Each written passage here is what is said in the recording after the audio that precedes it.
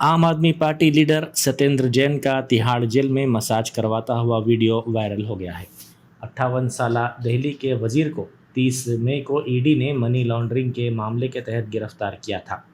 इस वीडियो की सदाकत की आईएनडी टुडे तौसीख नहीं करता है।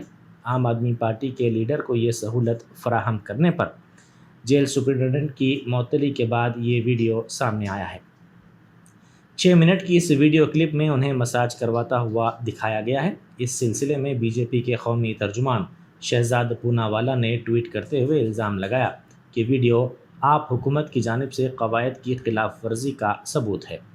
दिल्ली के नायब वज़ीर आला मनीष सिसोदिया ने कहा कि डॉक्टर्स की जानिब से की गई फिजियोथेरेपी की सिफारिश पर यह मसाज किया गया। बीजेपी मरीज़ की बीमारी का तमस्खुर उड़ा रही है। उन्होंने कहा कि सत्येंद्र जैन का रीढ़ की हड्डी का ऑपरेशन किया गया। रीढ़ की हड्डी पर चोट पर उनके ऑपरेशन के बाद डॉक्टर्स ने उनकी फिजियोथेरेपी की सिफारिश की थी। आपके लीडर ने कहा कि सियासी फ़ायदे के लिए वीडियो जारी करना अफसोसनाक है।